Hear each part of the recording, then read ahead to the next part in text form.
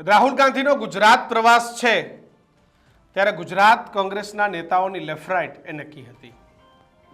રાહુલ ગાંધીએ ગુજરાત પ્રવાસ દરમિયાન કોંગ્રેસના નેતાઓને સવાલો પૂછ્યા છે.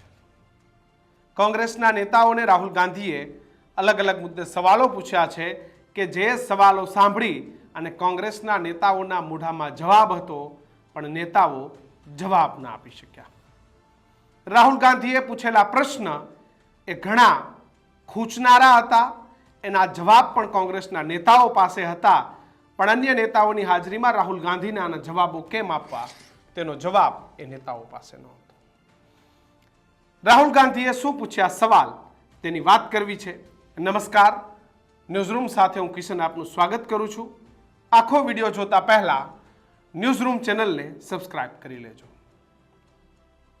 રાહુલ ગાંધી આજે વહેલી સવારથી કોંગ્રેસના નેતાઓને મળી રહ્યા છે અને તેમની સાથે ચર્ચાઓ કરી રહ્યા છે. ત્યારે ચર્ચાઓમાં કોંગ્રેસના નેતાઓને રાહુલ ગાંધીએ સવાલ પૂછ્યા. રાહુલ ગાંધીએ સવાલ પૂછતા પહેલો સવાલ રાહુલ ગાંધીએ પૂછ્યો કે સવર્ણ વર્ગ એ કોંગ્રેસથી કેમ વિમુખ થઈ રહ્યો છે. રાહુલ ગાંધીએ સવાલ પૂછ્યો કે જે સવર્ણ એટલે કે પટેલ, બ્રાહ્મણ, વાણિયા, લુહાણા, જૈન જે કોઈ સવર્ણ છે આ કેમ રાહુલ ગાંધી કે આપણને વોટ નથી આપતા, આ લોકો કેમ આપણાથી દૂર થઈ રહ્યા છે, આવો સવાલ પૂછ્યો. જો કે ત્યારે જ પટેલ નેતાઓ આનો જવાબ આપવા જઈ રહ્યા હતા કે સાહેબ ચૂંટણી આવે ને ત્યારે ઓબીસી કાર્ડની વાતો ચાલુ થઈ જાય છે, ચૂંટણી આવે ત્યારે ઓબીસી કાર્ડની વાત ચાલુ થઈ જાય છે, બદામ થિયરીની વાતો શરૂ થઈ જાય છે. આવો સવાલની સામે કોંગ્રેસના નેતાઓ પાસે આનો જવાબ હતો પણ શરમના માર્યા નેતાઓ આનો જવાબ ન આપી શક્યા. બાકી આનો પહેલો કે સવર્ણ શું કરવા દૂર થાય છે, બીજું કે સવર્ણોને પ્રમોટ નથી કરતા. શક્તિસિંહ ગોહિલ એ ક્ષત્રિય દરબાર છે, સવર્ણમાં આવે છે, પ્રદેશ પ્રમુખ છે, અને અમિત ચાવડા એ નેતા વિપક્ષ છે જે ઓબીસીમાંથી આવે છે, પરંતુ પટેલનો એક પણ ચહેરો પરેશ ધાનાણીના ગયા પછી નથી. એટલે બદામ થિયરી નડી જાય છે. રાહુલ ગાંધીનો જવાબ હતો, ખબર નહીં કોઈ આપ્યો હોય કે ના આપ્યો હોય પણ મને આ દેખાયું છે. પછી રાહુલ ગાંધીએ પૂછ્યું કે અનેક સમસ્યા હોવા છતાં મોટો વર્ગ એ ભાજપથી કેમ વિમુખ નથી થતો, એ સવાલ ઊભો કર્યો કે ભાઈ આટલી બધી સમસ્યાઓ છે, ગરીબી, બેકારી, બેરોજગારી, શિક્ષણ બધું જ છે, ઘણા બધા પ્રશ્નો છે, મોંઘવારીના, પ્રાઇવેટ શિક્ષણના, જ્યાં જોવો ત્યાં ગુજરાત એ પ્રશ્નોથી ઘેરાયેલું છે, પણ એમ છતાંય એ ભાજપથી વિમુખ કેમ નથી થતા. એનો જવાબ છે કે લોકો કોંગ્રેસને ઓપ્શન તરીકે નથી જોતા. કોઈ પણ પરિસ્થિતિમાં લોકો ભાજપને અપનાવી લેવા માંગે છે ને કોંગ્રેસને ઓપ્શન તરીકે નથી જોતા, એનો જવાબ હતો, પણ એ જવાબ કોઈએ ન આપ્યો. રાહુલ ગાંધીએ પૂછ્યું કે જ્યારે પણ ત્રીજો પક્ષ કે અન્ય સ્થિતિ બને ત્યારે કોંગ્રેસના જ મત કેમ તૂટે છે, ભાજપના મતમાં કેમ ભંગાણ નથી થતું. કારણ કે ભાજપ પાસે પોતાની વોટ બેંક છે, એની પાસે આનું મેનેજમેન્ટ છે, અને ગમે એમ કરીને મારી જુડીને પૈસા, સામ દામ દંડ ભેદ ગમે એમ કરીને ગમે વસ્તુ અપનાવીને એના વોટ લઈ લે છે, અને કોંગ્રેસ એ સામ દામ દંડ ભેદ અપનાવતું નથી. 30 વર્ષથી એક હથ્થું શાસન હોવા છતાંય ભાજપના મત ઓછા કેમ નથી થતા અને કોંગ્રેસના મત કેમ નથી વધી રહ્યા. કારણ કે કોંગ્રેસનું ગ્રાઉન્ડ મેનેજમેન્ટ નથી, કોંગ્રેસ પાસે એક આઈડેન્ટિફાઈ ચહેરો નથી કે જેના નામ પર વોટ મળે. ગ્રાઉન્ડ ઉપર કોંગ્રેસ એ તૂટી જાય છે અને ભાજપ એને તોડવામાં સફળ થાય છે. કેટલા બધા નેતાઓ તૂટ્યા એ કોંગ્રેસને પણ તોડીને લઈ ગયા છે, આનો જવાબ હતો, અને એટલા માટે ભાજપના વોટ વધ્યા કરે છે. ભાજપે નવા વોટર સુધી કેમ પહોંચવું એની તમામ રણનીતિ બનાવે છે.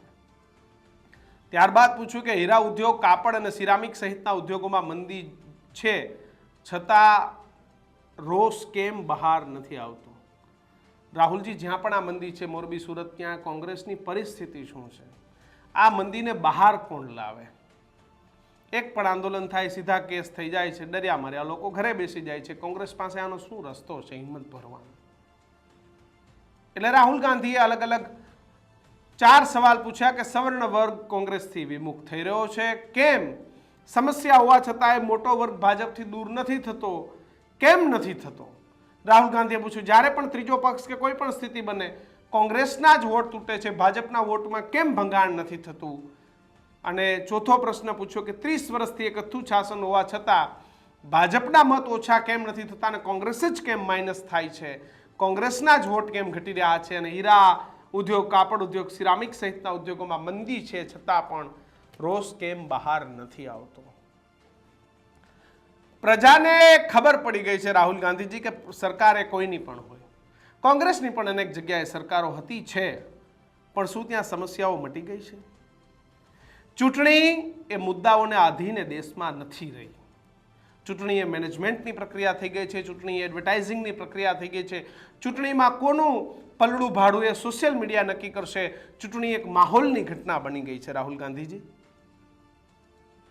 આજે પણ તમારી સરકાર એ ઘણા બધા રાજ્યોમાં છે. શું ત્યાં સમસ્યાઓ નથી? ત્યાં બેરોજગારી નથી? ત્યાં મોંઘું શિક્ષણ નથી? ત્યાં શું બધા સુખી સંપન્ન છે? ત્યાં શું કોઈ મંદી નથી? બધે જ બધું છે. કોંગ્રેસની સરકાર એ કર્ણાટકમાં છે, કોંગ્રેસની સરકાર એ હિમાચલની અંદર છે. શું ત્યાં સમસ્યાઓ નથી? સમસ્યાઓ બધે જ છે. પણ ભારતીય જનતા પાર્ટીએ ગુજરાતમાં સારું મેનેજમેન્ટ કરે છે એટલે ચૂંટણી જીતી જાય છે. ભાજપ પાસે એની યોગ્ય ગોઠવણ છે એટલે ચૂંટણી જીતી જાય છે. ભાજપ પાસે એનું બ્રાન્ડિંગ કરવાની કેપેસિટી છે એટલે ચૂંટણી જીતી જાય છે. ભાજપ સામ દામ દંડભેદ બધું જ કરે છે, એ તોડફોડ પણ કરે છે, એ હોર્સ ટ્રેડિંગ પણ કરે છે, બધું જ કરે છે એટલે ભાજપ ચૂંટણી જીતી જાય છે અને કોંગ્રેસે ચૂંટણી હરી જાય છે. આનો આ જવાબ આ છે. અને પ્રજા પણ પછી આખરે કોંગ્રેસને મત નથી આપતી, કારણ કે ભાજપ એવું કહે છે કે તમારો વોટ ફેલ જશે, સરકાર તો અમારી જ બનવાની છે. પણ રાહુલ ગાંધીના સવાલો બહુ સાચા અને સારા હતા.